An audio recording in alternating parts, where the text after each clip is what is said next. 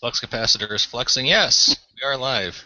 Hey, folks, thanks for tuning in again to the BAMF podcast. I'm your host, Mike Lafferty, and today we're talking about superhero RPGs, kind of the focus of this podcast. And we are graced to have a couple of friends of the podcast, often guests.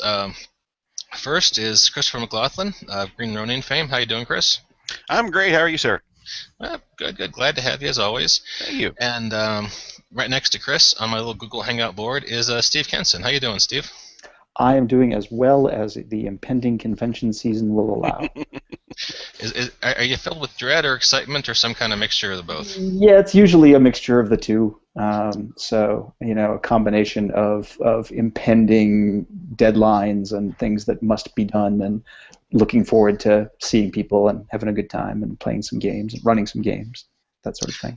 You actually get time to play games when you're at cons? That is awesome. I usually get more time to run games when I'm at cons, but I'm actually hoping to play some. We'll see. Okay. Well, cool. Hope that works out. And last but not least, we've got Jim Seals, who was actually here in the last podcast talking about Star Trek movies with Jason Tondro. So this is your second time on the podcast. Yes, I'm. You let me in the studio, and I just haven't left.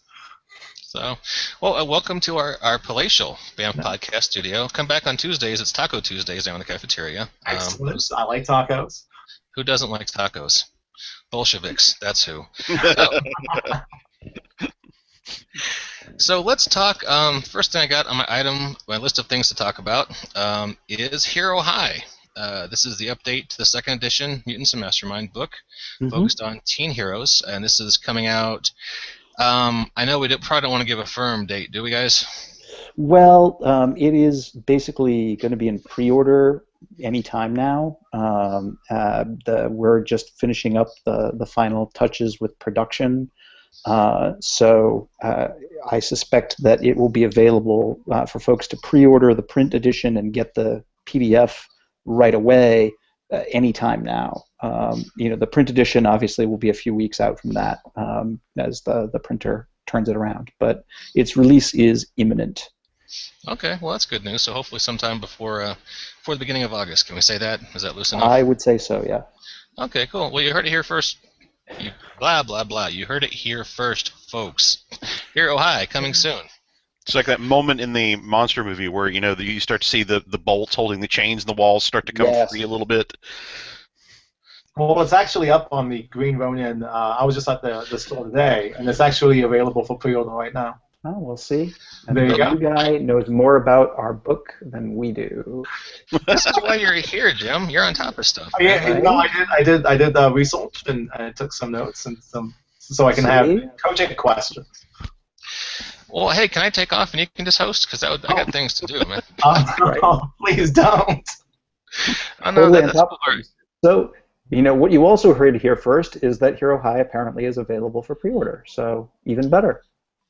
Yeah, I had no idea. So is that the Mutants and Masterminds page where you see that, or where exactly is that? It's at the main screen.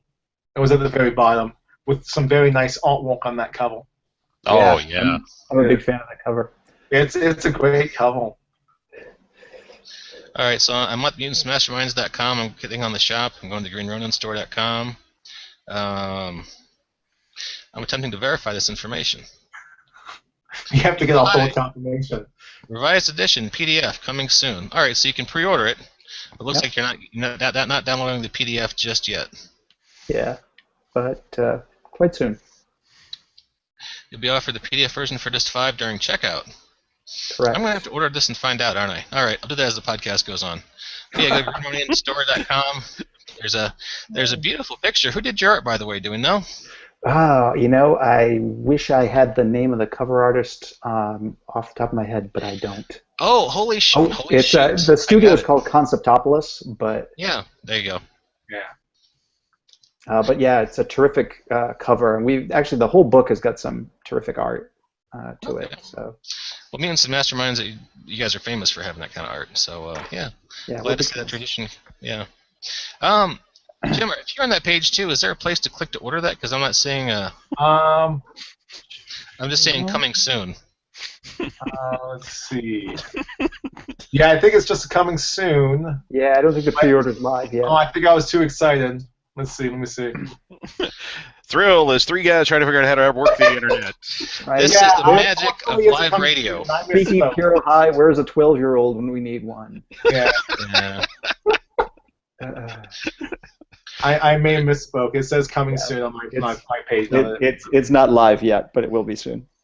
So close, so close. All right.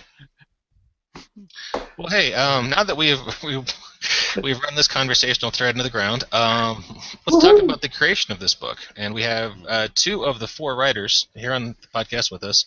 Unfortunately, Lucien Solban could not be here today. He was practicing his acceptance speech for the Emmys. But we have Steve Kenston and Christopher McLaughlin. So, Steve and Chris, tell us about this book. How is it different from the second ed? What are you most excited about? That kind of thing.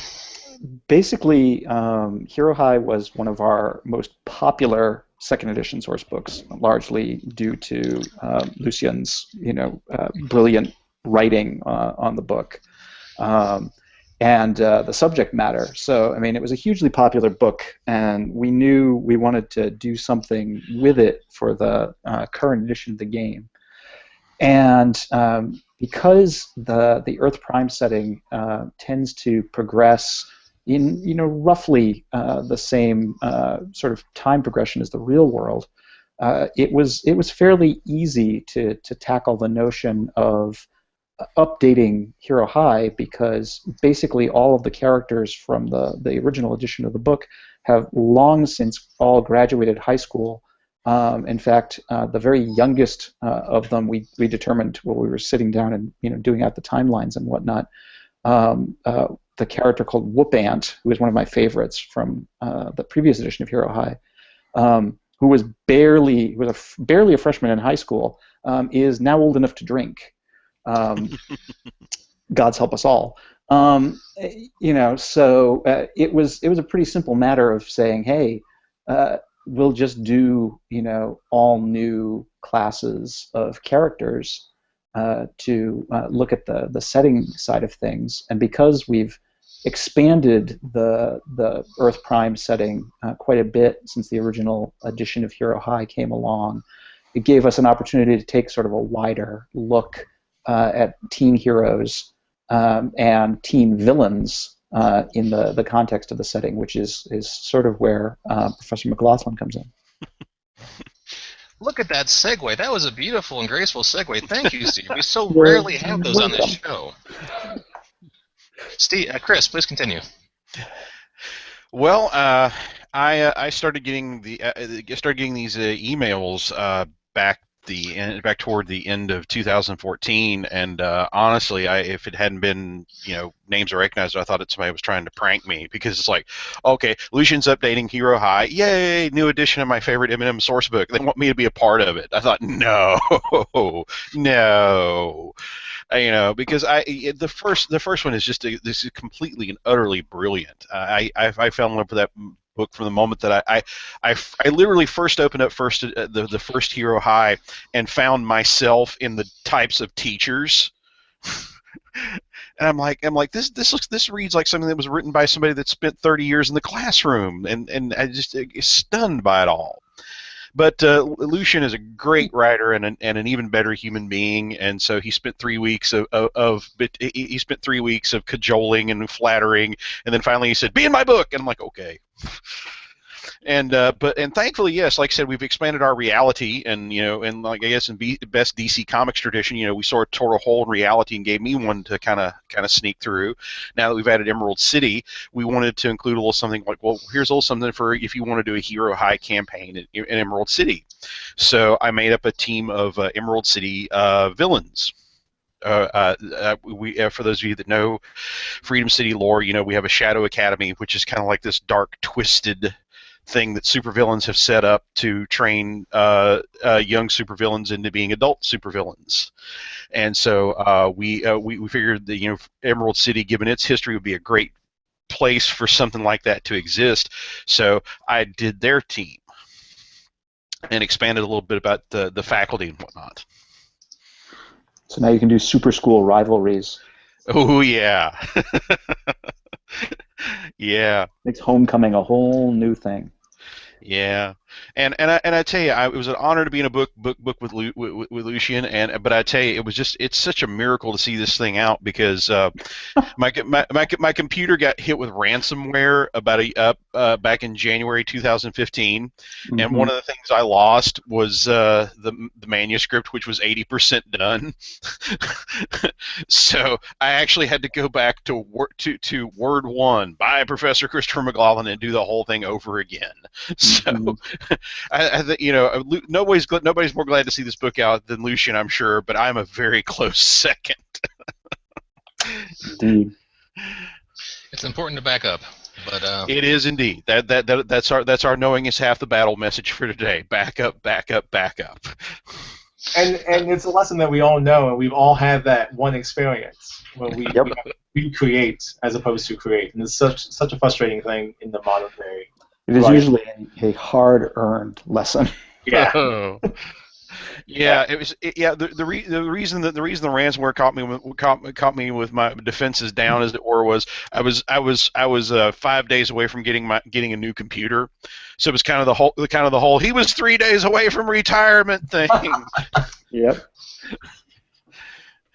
Speaking of technology, one of the other great aspects of the new edition of Hero High is because technology is such a young topic, and there was, in technological terms, practically an epoch between the first edition of Hero High and the new one.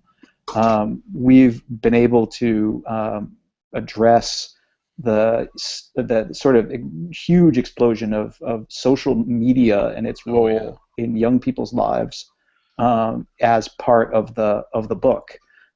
Whereas it was sort of in its infancy when we were first doing the original edition of Hero High.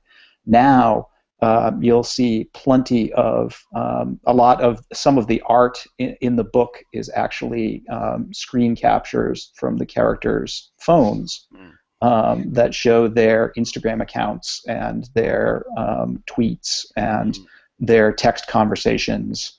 And all of that sort of thing, and a lot of the illustrations are actually selfies of the various characters. So and we do a whole sidebar section talking about what's social media mean. If you're a teenager with superpowers and even possibly a secret identity to protect. How do you maintain a secret identity when Facebook's facial recognition software keeps trying to tag you? That sort of a thing. Yeah, that was one of the really amazing things about seeing the second edition, because I've been in the classroom for 22 years, and the biggest adjustment by far has been, one day I woke up and all of a sudden I was teaching little Borg. They're all hooked into this cybernetic hive mind. I do a whole day on like third and minor parties in my classes, and I have this favorite like crank fringe political candidate that I love to talk about, because his entire campaign is like a 6-page continuously scrolling web page that's in all capitals, and he only refers to himself in the third person. So how could I not talk about this in class? Because they think it's hilarious. And I think 3 or 4 years ago, for the first time ever, I got, oh yeah, and you should see his Twitter feed. So yes, it's now out there in the hive mind, and Lucian has absolutely captured that perfectly, and it makes it a fun and very timely book. Yeah, indeed. That's cool. Hey, you guys are reading Squirrel Girl, right? Fun book. Yeah, I love the book front to back. One of the things I look forward to every month is her Twitter feed on the first page. Right. Did any of you happen to read the 2005 Joe Casey book called The Intimates? Not familiar. I did not. It came out by Wildstorm, and it was a teen hero book, and I think it was the first time that I saw in mainstream modern superhero book where they incorporated social media with these teen heroes and the various things. Material. So when you guys start talking about this, it's bringing to mind for me Punchy and that whole crew of misfits. Very cool. Oh. Yeah, I had never heard that before. That was okay. Yeah, that was. Let's see, a Wildstorm comic, and that was The yeah, Intimate. 2005, like you were said. Yeah. Huh. I have to look that up. Yeah, that's pretty cool. It was a lot of fun, but it's Joe Casey mileage may vary. Fair enough. What else does Joe do? He did a run on Superman that I actually quite enjoy, where he made Superman a pacifist and he didn't punch anyone. Like, he would solve all of his. It was like the anti-Zack Snyder book for like 2 years, and he would just talk to people and do Superman things like saving people, but he wouldn't throw a punch. It was kind of glorious. Mm. It's basically the Superman from the Super Friends. Yeah. And two or 3 weeks ago, I went to see the RiffTrax MST3K reunion, and one of the shorts that all the people riffed on was the classic Stamp Day for Superman with George Reeves and Noel Neill and Jack Larson, and they introduced the short with, for those of you that don't recognize Superman when he's not a soulless killing machine. There for a while in the 50s, he was this kind of doughy guy who just kind of. So yeah, I know what you're talking about. I think for his time, George Reeves was in pretty good shape. But yeah, I mean, things change. Yeah, but you ever hear the classic Noel Neill story about how they met? No. She went on the set the first day, and it was like 9 a.m. and he went up to her, offered to make her a martini too, and said, "Welcome to the bottom of the barrel." Yeah. Damn. All right. Well. Is there anything more 1950s than George Reeves with a martini in his hand at 9 a.m.? No. Yeah. No. I wait till at least 10 to break out the. Get the kid off to school, and then Crack open the olives, right? Yeah, I mean, if it's Sunday morning, what's the problem? You wait till after church.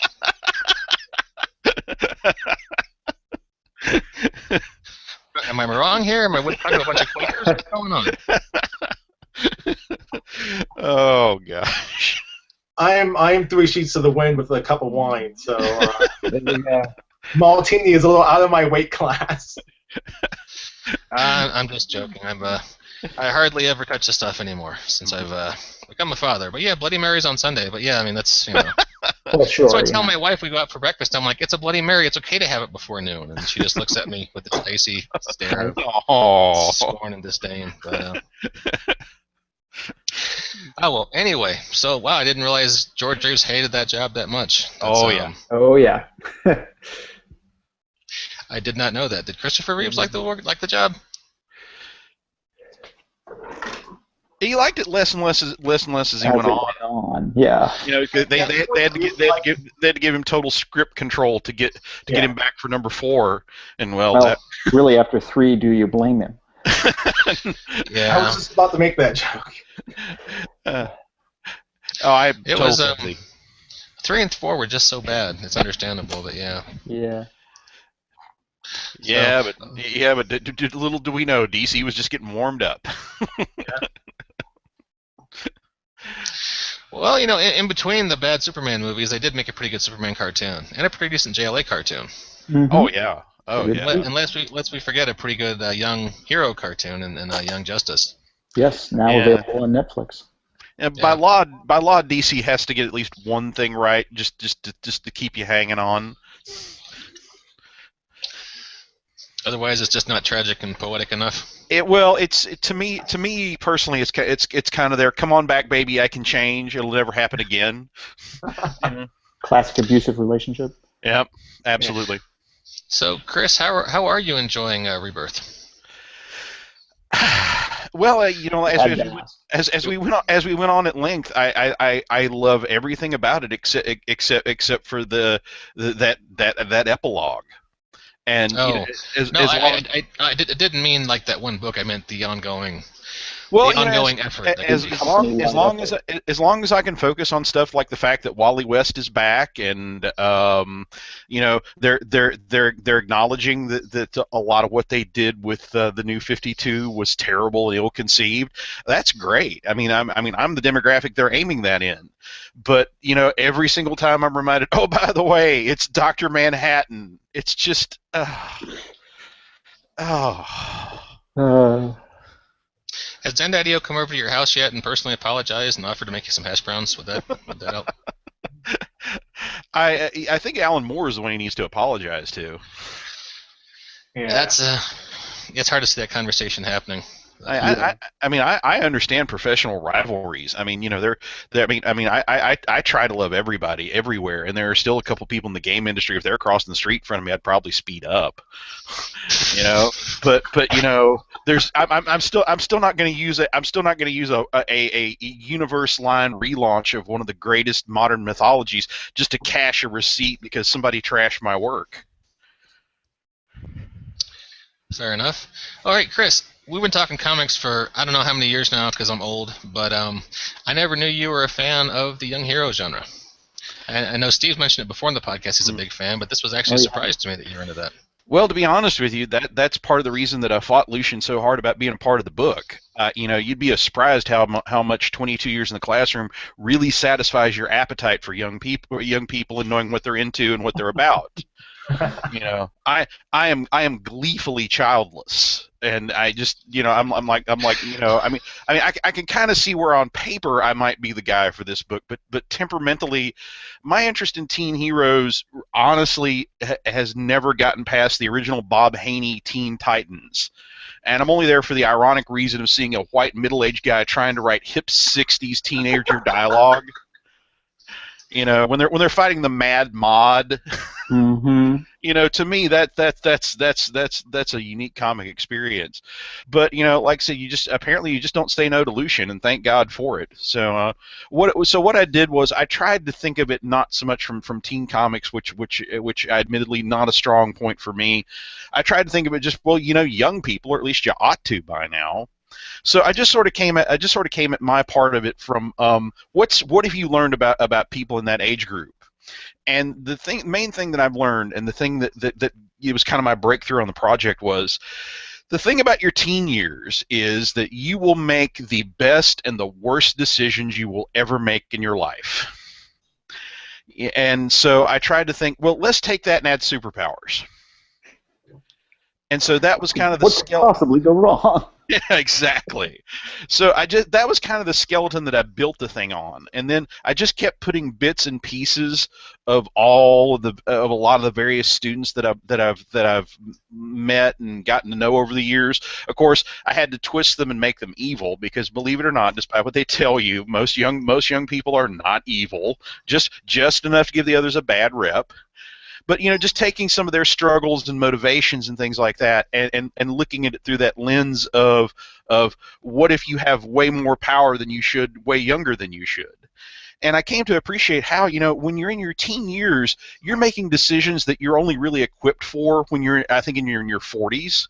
I mean, these days you're a high school freshman, you're 13 or 14, and they're asking you to pick the job that you're going to do for the next 60 years. Mm-hmm. I mean, I'll be 48 next year, and I'm still trying to figure out what I want to be when I grow up. I mean, it's just, and so I came at it even though they're evil, and believe me, there are some really awful people on the team that I created. Yes. But I did try to come in with that bit of sympathy of, what if I were being, what is it like to be not old enough to drive and being asked to make that vital of decisions. Yeah, I mean, the thing that makes teen characters incredibly well suited for the superhero genre is just how huge everything is to those characters. Yeah. That really, I think, comes through pretty well in the fictional aspects of the book.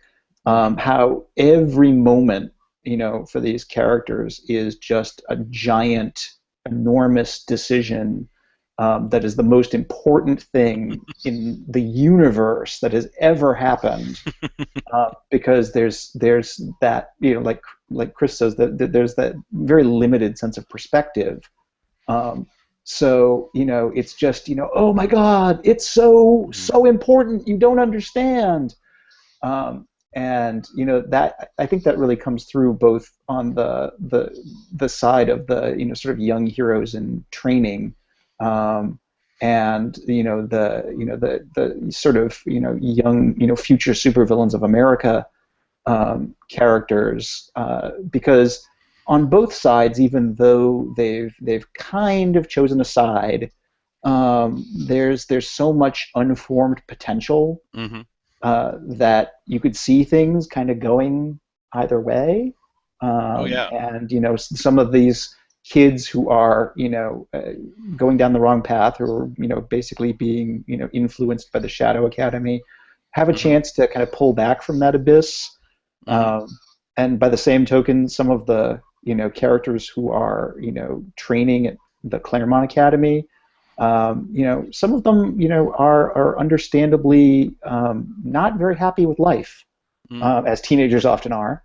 And you could see things going poorly, in the end, if they don't get it together. So it's just such sort of raw potential combined with just this grand the sense of drama that only a gang of teenagers have.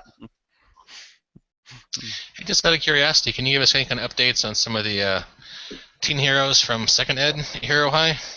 Yes, yeah, we talk a little bit about some of the sort of alumni of Claremont Academy. That gets touched on both in Hero High and also in the upcoming new edition of Freedom City, um, and a little bit in Atlas of Earth Prime in some spots as well, because those characters have kind of obviously they've done what people do when they graduate from high school. They've kind of scattered to the winds, and some of them have stuck close to home, and some of them are far away from home. And their lives have taken very different sort of turns in many regards. So, for example, there was a character. There was sort of two distinct groups of characters in the original edition of Hero High, because of a group of interdimensional characters called the Alternatines ended up on Earth Prime, and sort of kept together as their own kind of clique. Um, but one of the characters from there, who went by Elite when he was in the Hero High book, is now the new Raven in the upcoming in Atlas of Earth Prime and in Freedom City, where he's adopted the with the blessings of Callie Summers, the previous Raven. He's taken on the mantle, and is now sort of the young up and coming hero of New York City, operating out of his own headquarters and doing his own thing. And characters like the current Bowman, who had graduated, one of our first characters to graduate from Claremont Academy, is now like this sort of elder statesman, sort of hero, who's in his sort of the prime of his adult heroic career with the Freedom League, and shows up at Claremont for these sort of alumni, inspire the young heroes of tomorrow, and these kids who are going to Claremont now are just like, you went to Claremont like in the Dark Ages, like, and you don't have any superpowers. Why are we listening to you? Yeah. You're a guy with a bow. I mean, sure, you're in the Freedom League, and that's cool, but It's hard to be the guy with the bow, no matter what universe you're in. and now Bowman finds himself in this position where he's like, oh, these punk kids, like. But we address, and some a few of the Hero High characters, things have not gone as well for.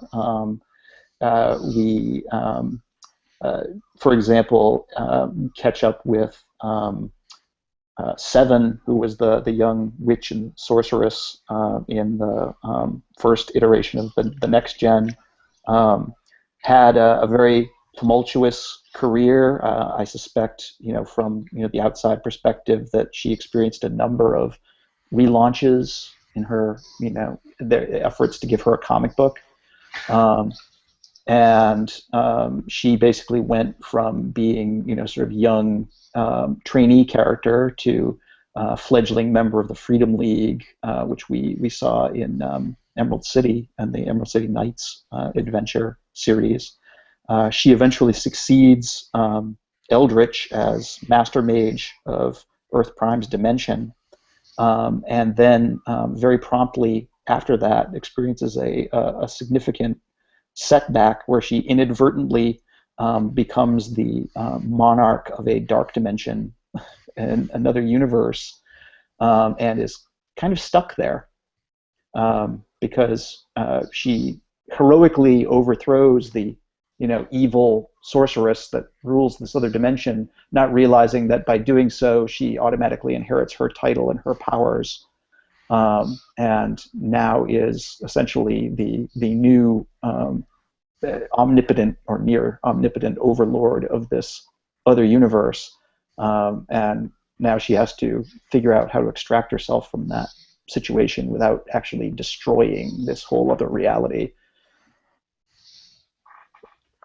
Which can also coincidentally leaves Earth without a master mage.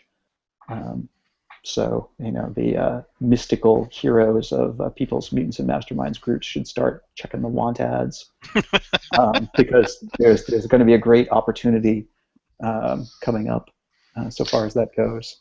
That's got to be a hell of a job interview. Right. Yeah. Well, that's the problem is, unfortunately, there's no one to give it.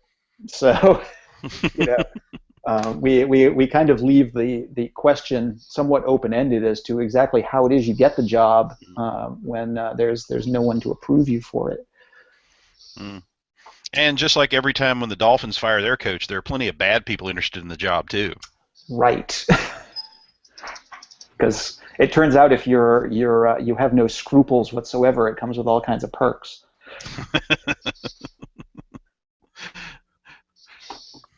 So, Can I ask about Megastar? What do we talk about Megastar yet? Yeah, What happened I to was him? actually super mean to Megastar. Oh no.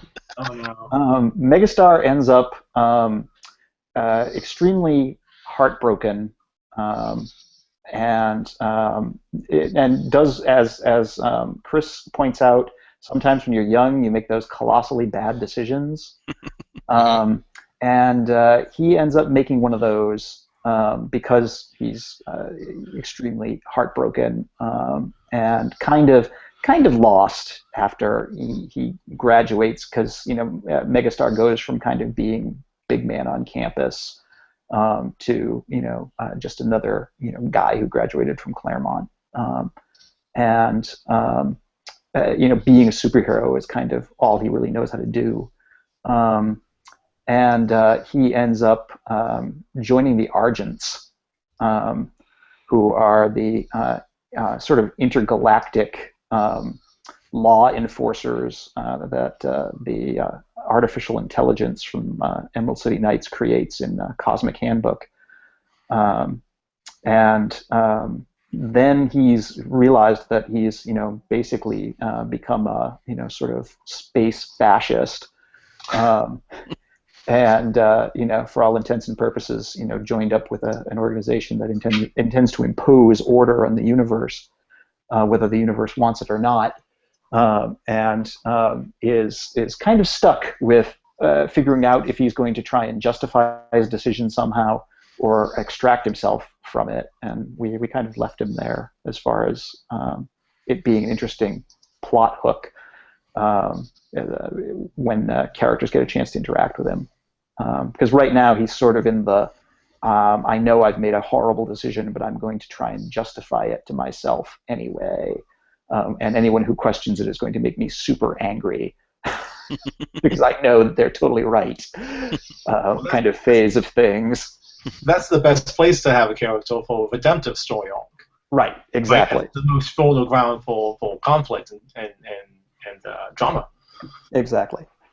So it offers a great opportunity to use him as an antagonist who can be turned around if the heroes approach him in the right way, or they could end up pushing him into being a real villain. Mm-hmm. Well, that's pretty interesting development. Okay. So we'll be looking forward to this book, Hero High, coming out very soon. Like we say, sometime before August. The pre-order page that we were talking about earlier should be functional. So keep And an we eye should out for hasten to that. add Dr. Manhattan is responsible for none of this. Yes, so far as everyone knows. I mean, what happens, 5 years from now? Well, all will be revealed in the Well, third the edition nice of Hero High. the nice thing about role-playing games is someone can bring out the old Mayfair Watchmen game and smash it in with the Mutants and Masterminds. Oh, And yeah. Dr. Manhattan is behind Megastar's turn to Space Fascist Cop. Yep. Well, just like people using Mutants and Masterminds books to hit other people, we can't sanction that use of our game. We just sell them, and after that, it's It's out of your hands. yeah. Yep, that's right. What you do in the privacy of your own game table is your business. Yeah. Mm. But Okay. yeah, I mean, I've always loved the one of the things about RPGs is that you can mix and match all your favorite imaginative stuff to your heart's delight, and take all of the various tropes and characters and concepts from all your favorite stories and play around with them and do them however you want. Yeah, I was just thinking it's a bummer. Well, maybe it's not a bummer, but I was thinking, well, I mean, you guys did the DC Adventures book and its follow-ups. We could have had the Watchmen in there, which would include Dr. Manhattan, but maybe someday. It's funny, and Steve can correct me if I'm wrong on this, but to my memory, we weren't allowed to do anything that wasn't like straight DC Universe. I know we asked about a couple things, Yeah. and it's so funny if we were doing it today, top of their list to be, oh, you got to do the Watchmen. Probably. Yeah, I kind of love the Mutants and Mastermind DC Universe books for being that picture of the DC Universe that's closest to my heart. Oh, So, yeah, thank you. I got those books right when they came out, right before like New 52 hit. Yep. And then New 52 hit, so I had something in my life that was classically labeled DC to play with. Oh, I'm glad to hear that. Mm. yeah, it's funny to think that DC Adventures might have been the version of the DC universe that was truest to what everyone thinks of as being DC during some of those years. Well, we tried to, make it as sort of timelessly iconic as we could, for a lot of things, and obviously it has to be some amount of context, but we tried to provide as broad a view of a lot of things. Oftentimes, it was a challenge because our writing staff on those books were such enthusiastic fans of the material that occasionally we had to be like, no, like less, like salient details, like really like hit the highlights. You've got 1,200 words to do this, brief, because people would want to provide all of the complete overview of the character's career, which when you're talking about like Batman was a little excessive. We were like, do their origin story and then stop. Like, don't discuss anything that's happened for the last 70 years after that. Yeah, you don't need Jewel Kryptonite to have a giant write-up. But to give credit where credit is certainly due, as somebody who just seemed to wind up getting all the weird Silver Age villains, they were the people who edited that book, which is primarily John. We should give a shout out to John while we're talking about Indeed. this. It was so wonderful about the stuff that he did include. Like I wound up doing like the Flash villains that were so obscure they all got lumped into one entry. So I found out that on my list was the Top. Yep. And I went back and reread every single Top story going back to 1959 and statted up every single trick Top that he used. Mm-hmm. And I think John out of 25 of them, John I think cut 2. Now, is it true he had a second called the Power Bottom, or is that something I misremember? Working blue, huh? We're gonna get naughty, huh? Sorry. I gotta earn that explicit tag on the podcast every once in a while. So, all right, moving on. Sure. Moving on. Hey, Steve, Icon's Adversaries came out just last month. It's been a big hit. Can you tell us about Yes. that? Um, Adversaries is basically just what it says on the tin. It's a big book of villains for icons, or adversaries. Because not all characters are irredeemably villainous. It's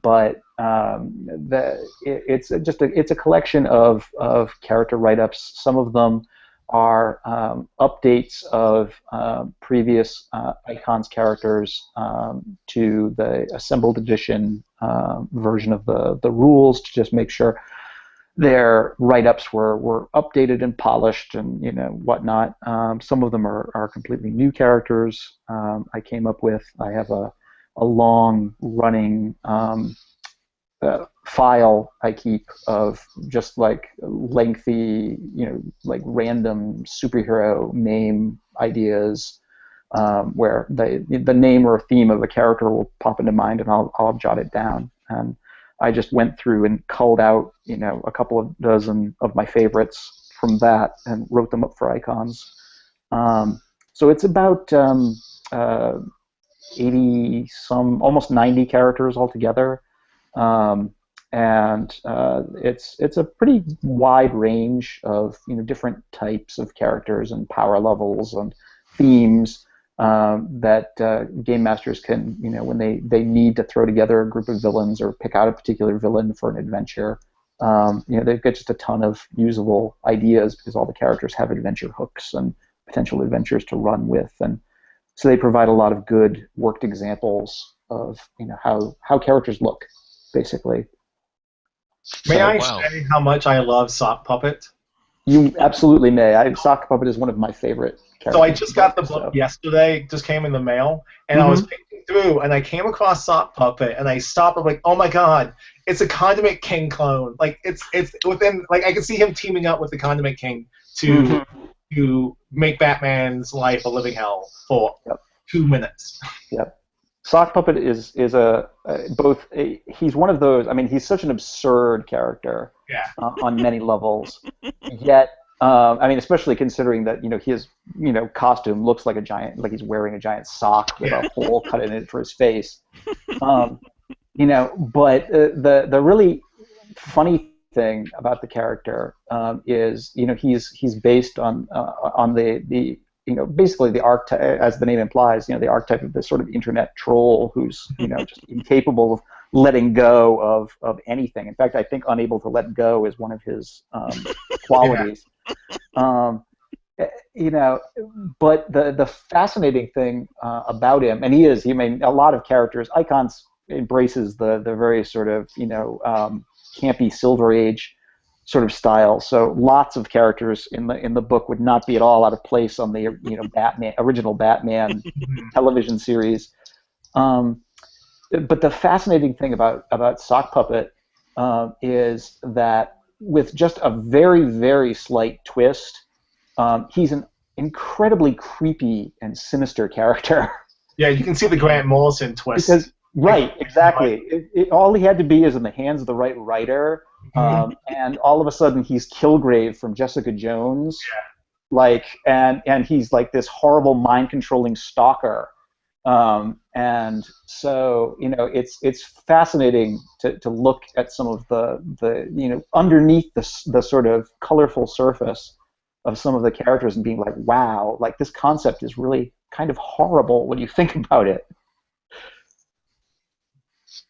Well, hey, moving on to the next, sounds like after, well, hang on, let me let you explain it. What's the next thing coming out for Icons after Adversaries? So after Adversaries is finishing up Dan Hauser, who I should give a shout out for he is the line artist for Icons, and it did obviously a fantastic job with all of the character art for Adversaries. It's got some of Dan's best stuff in that book, and I made like all sorts of weird demands of him, on that book where I was like, Dan, I want you to draw me a giant drag queen, things like that. and so Dan has been doing a series of Icons adventures called Rise of the Phalanx that basically takes a group of novice superheroes from basically their origin, getting together as a group, through a series of adventures involving the investigation of the fate of a previous hero team that has disappeared, and that these characters are slowly, sort of rising to replace in the world. And Dan is finishing the last adventure in that series, and which we're going to release as a PDF adventure. And then once that is done and out, we're going to collect all of the Rise of the Phalanx adventures, and I'm going to do some sprucing up of the design and layout and the like, to pull them all together into a single product, with each adventure basically as a big chapter, and we're going to release that as a combined book. So it'll be sort of the first campaign adventure for Icons, where you'll have quite a lot of gameplay in one book. It'll be a big epic-sized adventure that you could easily just run a whole series based on. Almost like an adventure path. Yeah, very much so. Very much so. And we'll do for that compiled edition. We'll do print-on-demand editions like we did for Adversaries and for A to Z before that, where people can get a nice printed book to run the game out of. Okay, excellent. And just a few more things to wrap up. We wanted to touch on what you pre-show referred to as the trifecta of things coming out. So we got Freedom City for 3rd Ed, Hero High for 3rd Ed, and the Atlas of Earth Prime. I'm guessing the compiled edition. Right. All coming out here in the near future. Basically after Hero High, we've got Atlas of Earth Prime, which is going to be the compiled edition of the PDF series that we ran, that was looking at all of the various different regions of the world outside of Freedom City and Emerald City, and that's going to be a substantial book. And it is we did a big index of all of the characters in the book, and it is packed with characters. There are literally hundreds of characters in the book. So it's a tremendous resource, both in terms of just sort of a bigger global view of things, and just having a ton of useful characters from all over the world, heroes and villains, that game masters can use in their games. And then from there, we're kind of going back to our roots and looking at the current state of things in Freedom City, and doing a new edition of that, very much in the style and format of the Emerald City source book,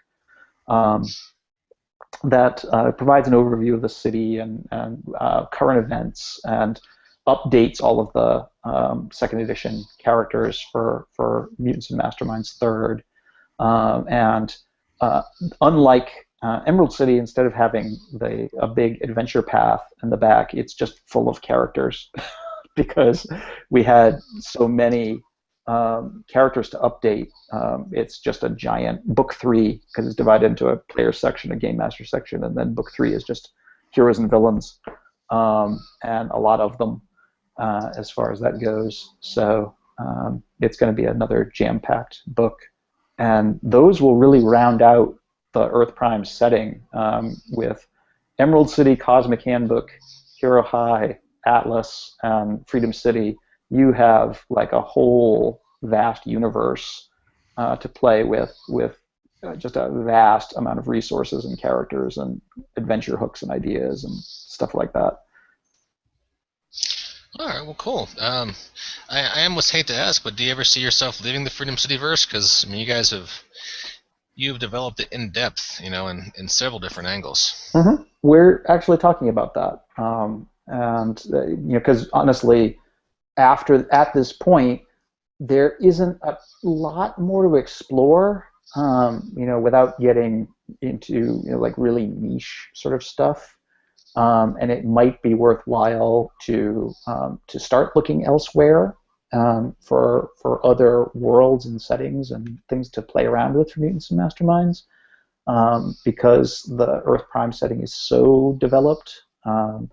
And we've been talking about that possibility. I think that would be kind of fun, and a great opportunity to show the sort of range of Mutants and Masterminds as a system, to tackle some other things.